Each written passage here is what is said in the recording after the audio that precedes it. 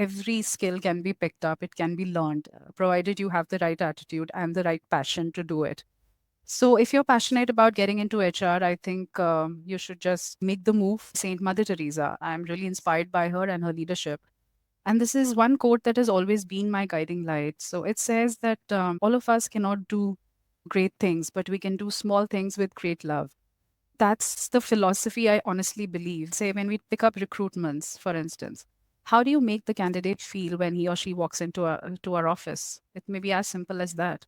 Do you feel does the candidate feel welcomed? Does the candidate feel comfortable before facing an interview? I think these small things do make a difference and do leave an impact. IPAS Development Foundation, we've been in the list of top 10 NGOs for almost 7 consecutive years. And this is the second time we are winning the top, being in the mid-size category among the top 50. So what has made the difference is our culture of care, where we really hear out and listen to people. We have people gathering for every and celebrating every small thing, getting a pet at home or buying a new shoe. We take and we kind of cherish every moment and we try to celebrate with each other. We have had people who have moved from, say, programs to communications, or from communications to program, or from admin to HR. I think what's most important at this point when they make this change is to be supportive emotionally, at the same time being able to help them to build their skills, to give them that space when they move into a new role. I do enjoy cooking sometimes, trying out experimental dishes, though I'm not a good cook, but it's just that I like to experiment. Aarthi is the Associate Director of HR at IPAS Foundation. Good to have you, Aarthi. It's My pleasure, always a Santosh. pleasure talking to you. And thank you for agreeing to be part of this series where we talk about your journey and how your learnings can help organizations and people. So, Pleasure, Santosh. Yeah. yeah. Obviously, the first question is that you've spent over 15 years and you worked in multiple social development organizations like the ActionAid, Magic Bus, JPAL, and now you lead the HR function at IPAS Development Foundation. What has been your career journey like in HR? And what are your learnings from a woman leader's lens? I'd be very curious to hear and understand that. First of all, thanks very much for having me here. This is a wonderful opportunity and it's a great initiative. Coming to the question on HR, I think my journey has been, I started off with ActionAid and I started as an HR officer working on HR operations, and then slowly moved into L&D and then OD. And now I am here working as the HR lead for IPAS Development Foundation. It's been a wonderful journey so far, lots of learning. Working with people is never easy. Human behavior is always unpredictable. It gives you a lot of learnings. You learn a lot of things from people. And probably that's the reason why my motivation is still there. I'm still excited to be in this journey as an HR leader, because when you meet people day in and day out, you learn so much. Every day brings you new challenges, and it's an exciting ride always. If somebody wants to transition to HR, what would be your guidance? I know you've traversed that path. How do you suggest that somebody who wants to start or even transition their journey mid-career, how should they go about it? First and foremost, if you have the passion in you and if you really wanted to get into this field, then it's not difficult. I think every skill can be picked up, it can be learned, provided you have the right attitude and the right passion to do it. So, if you're passionate about getting into HR, I think you should just make the move, upskill yourself. Now, there are so many opportunities that are there online in terms, both offline and offline, online and offline, to kind of prepare you for this role. It's important maybe to see what in HR really interests you. Are you looking for more of a generalist role, or do you want to really be more focused? Say you want to be more focused on recruitments, or you want to be more focused on L&D, or you want to be more as an operational person. So that clarity is what will get you started. Once you have that clarity, the next steps are not very difficult. You can always learn the new skills, pick it up, get exposure, try freelancing if that helps. And it's about consistently practicing and skilling yourself to take up new opportunities. You spoke about various divisions or various verticals within HR. What have you seen as the most common entry point for somebody who wants to enter the Department of Human Resources? The most common has always been recruitment. People do start off with recruitment in most cases, and that's also something which many people take it up as a freelance work and then move on, eventually move in and join organizations. So yeah, that could be a good starting point.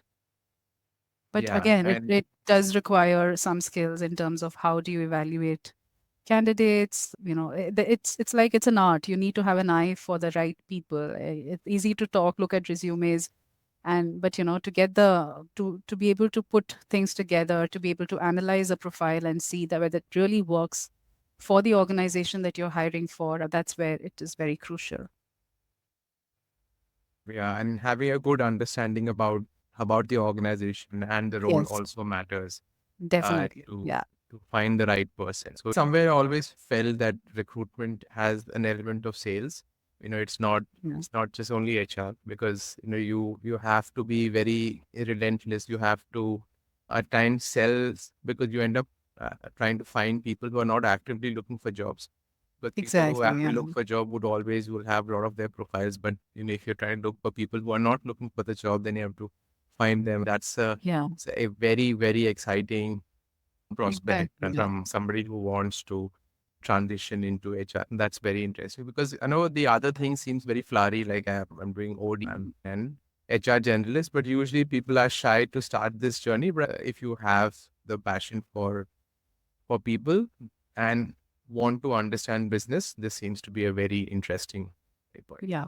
And I also feel that this is probably one of the most important aspects of HR because, that's the entry point. If you don't get the right people on board, then whatever else you do doesn't really work. So while this is a good entry point, but it's also one of the most important ones that needs to be done well because that's what really makes the difference, for in the long journey for an organization. Yeah. Now that you have been an HR leader for a while, what has shaped your leadership style? Have individuals impacted you? Have people around impacted you? Like, can you recall some personal experience of how your leadership style has been shaped?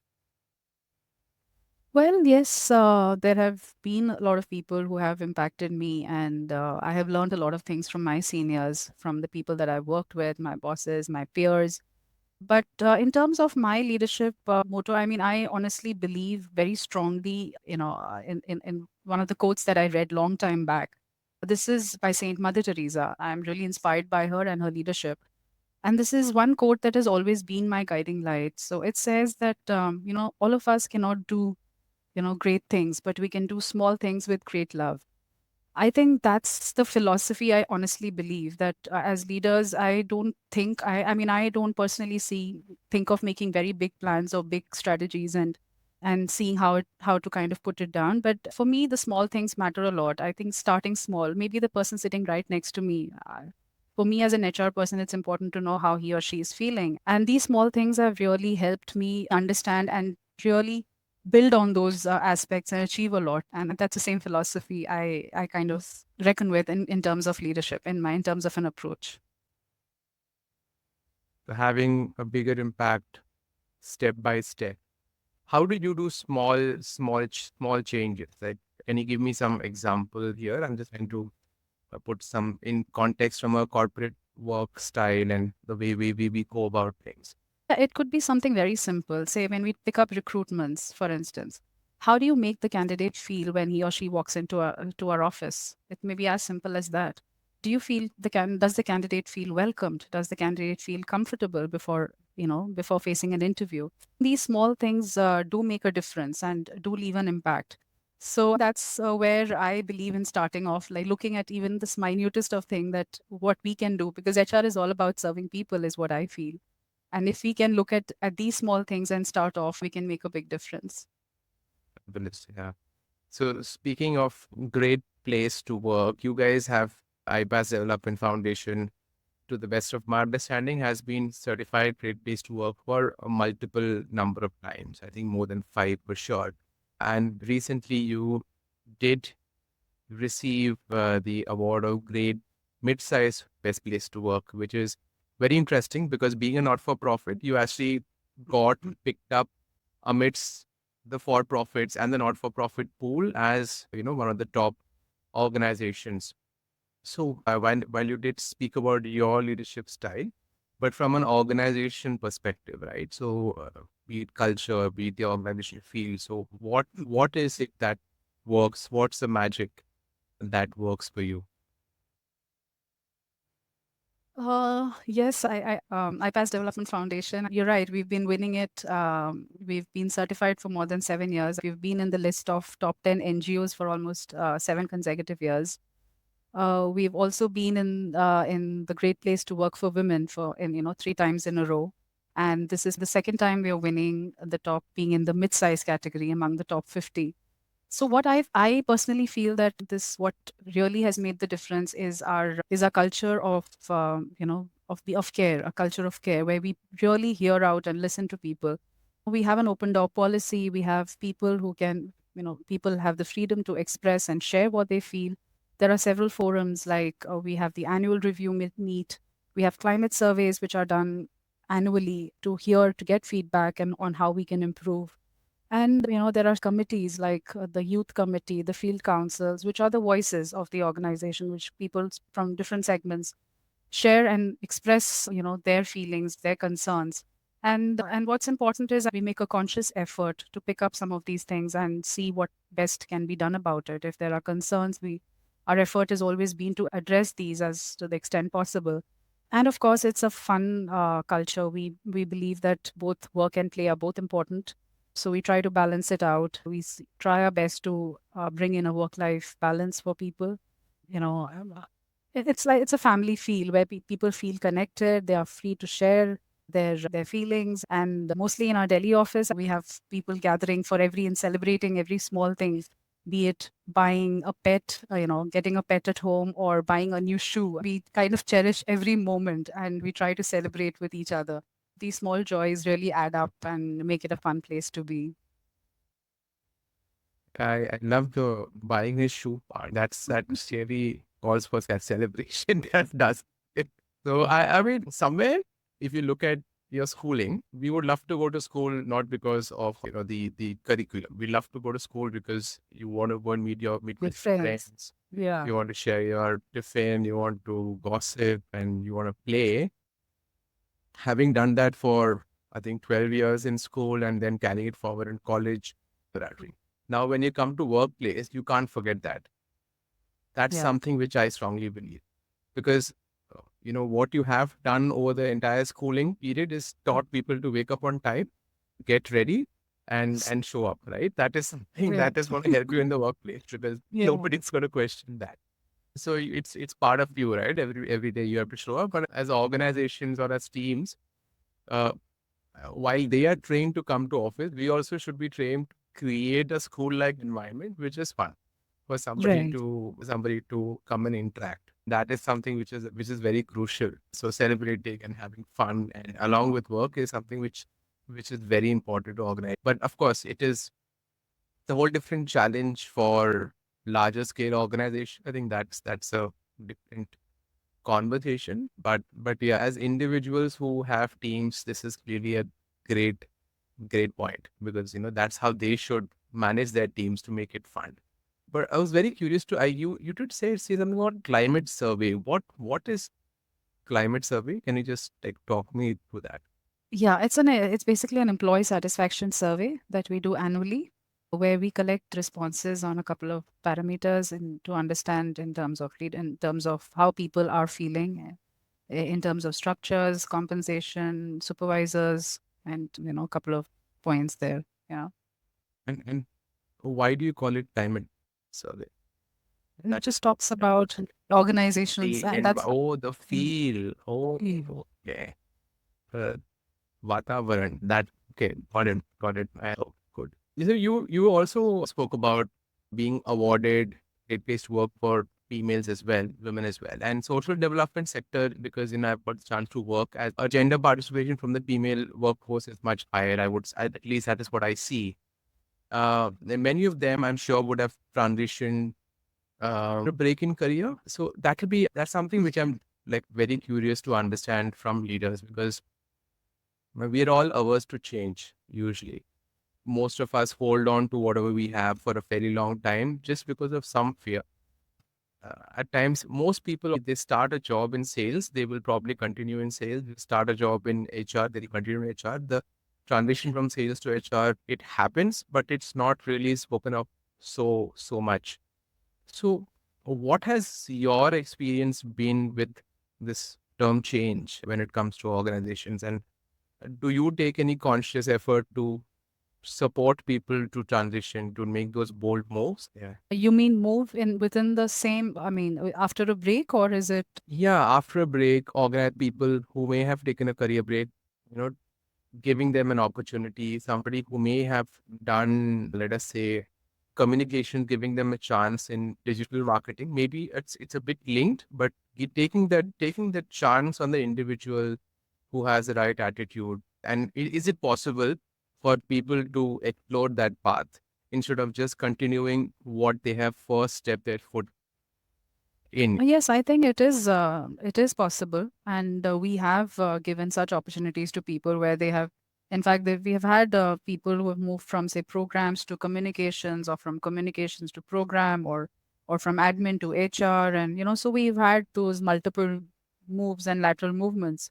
And what's most important at this point for when they make this change is to be supportive emotionally, at the same time being able to help them to build their skills on it. And one is that, to give them that space when they move into a new role, to give that breathing space where they learn, where they, gradually pick up things. Here is where we need to be careful and not too pushy about the deliverables. We need to give them time to settle down in the new role and learn from their peers, learn from from the whatever the organization is offering in terms of trainings, and being patient at this point. I think sometimes we don't get immediate results when people switch careers or probably join back after a break, but being there, supporting them, giving them the necessary training has always helped, and we've had such lateral moments many a times. And it's worked well.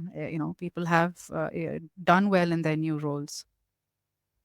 Yeah, that's the point. It is possible. And I don't Yeah. think individuals need to box them in a certain category. And if they want to do something, it's always possible to challenge. Right. And somewhere, if you take up the challenge, it also acts as a motivation for yourself, because you step out of the so-called boredom that you may be used to in a certain kind of work Yeah. and accept challenges. That is phenomenal. And there is a lot of opportunities for people who want to get back to work, but the right attitude is the most important thing here. I think that's the most important, to have faith in yourself, that even if you're joining back after a break, what's really important is that never to think that you are any less than your peers. That faith in you is what takes you on.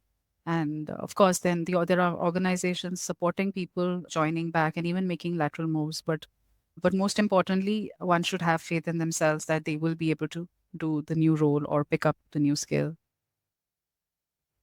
Absolutely. Another thing is not to be casual whenever you apply, right? You might be seeing a lot of people who apply for jobs first time. A lot of people Yeah. who are applying for jobs laterally or after a break. Hmm. Out of 10 applicants, there's maybe you will take one, or after 20, you might take one. Actually, there is also a skill set issue, but there are Yeah. also cases where maybe they have skill set, but they haven't projected themselves well. So what are your experiences in terms of where you find people missing it narrowly? What are the things that you feel that they should focus on their CV, in the interview, generally, so that they get at least the chance to go and have the conversation in the next round? Yeah. So one of the things when it comes to CVs, for instance, we see, all kinds of CVs coming in, and many of them, unfortunately, are not properly formatted. It has spelling errors. It doesn't follow a specific order in terms of listing down your experience. It just shows how organized or unorganized you are. I mean, that's the first impression one gets. But generally, a good, well written, a crisp CV often is appealing, because when we are scanning through so many CVs, in so short a time. It's not, and if some CVs are run in pages, it's very difficult for us to really get into and understand what the person is doing or what the person is, really interested in or applying for. So a CV which talks about your experience in few words, it is neatly formatted and contains all the important things. That's where it catches your attention, and then you would love going through it more and reading about it more. So that's the first step. If you can get a good CV in place, then it just holds on to the attention of the person who is reviewing it. Secondly, in terms of when you're preparing for an interview, it's very important. Many a times we prepare for all sorts of questions in terms of what the profile is about, or the person himself as an individual, their own skills, expertise, etc. But we often forget to read about the organization that you're going to an interview for. So it's important to read about, to research a little bit about the organization that you're applying, maybe even the profile, so that you get a better sense of what the organization is into, what is that it expects this position to do or to function. And that would help you respond to the questions better. And it will also show the interviewer that, that you are interested. You're really genuinely prepared for this interview because you've researched about us. You know what we are into. You know what this position is really looking out for. So that seriousness comes out when somebody has really done their piece of homework and, comes for an interview.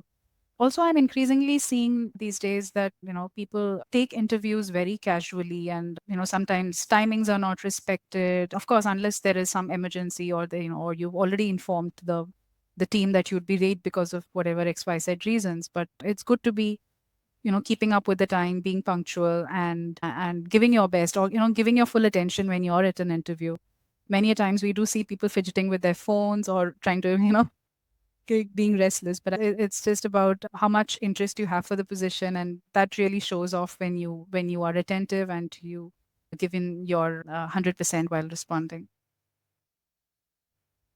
Well, fidgeting with your phone is a bane of most of us, Yeah. frankly. Yeah. And in the era of ChatGPT, I wonder why there are spelling mistakes. Especially, you can take your profile and ask ChatGPT to just, edit it or Exactly. Yeah. proofread, and you're good. So that's something Yeah. which should not happen at all. Mm. Now I'm going to ask you a very, very interesting question. So if you wear very different hats, what if you had a superpower? What would that be to navigate you through your day as an HR professional? Would you like a superpower? What's an interesting question? I think probably the ability to read people's mind. If I had this superpower, I think that would be really It's helpful. really, it's double-edged sword. I mean, obviously, we should be thinking. I know. Okay, you ask for it. If you get it, deal with it. Well, so, your like work-life balance is very highly spoken about. Who's at the outside work? Do you enjoy something apart from work, or you're an absolute workaholic? No, I do. I do enjoy cooking sometimes, trying out experimental dishes, though I'm not a good cook at all. But it's just that I like to experiment and try out new things. Uh, Happens every yeah. time you watch MasterChef. Don't it? Everybody wants to draw that ketchup on the plate. Yep, Uh, and more than cooking, yeah, I think I just like putting it on the plate. It's a different feel to put it up there. yeah. As long as it is therapeutic and it helps, it's Yeah, great. it does. So a great conversation, Aarti. I think, and thank you for sharing a lot of these insights, which will be useful and act as motivation for people who are looking at career transitions, people who are trying to look at first-time jobs, people looking at jobs in HR, and of course, women in leadership. This is something that is spoken about a lot, and the tribe has to keep growing and supporting each other to kind of take things to the next level. So a lot of your responses and your experiences has really contributed in this way. So thank you so much. Is there anything that you want to share that will be great? Yeah, no, thanks. Thanks so much, Santosh, for having me on this podcast. It's been a great experience. This is the first podcast that I'm doing in my life, and it's And Wonderful. And yes, a lot of learning. And thank you so much for having Podcast is becoming a very hated term, I feel. I think because there are too many podcasts doing the rounds. true. But I'm sure there is value in all. I really enjoy listening to them when I'm traveling because there's a lot of value that True. comes when people share their experiences. So thank you so much, and enjoy the rest of your day. Thank you. You too. See you. Take Yeah. care.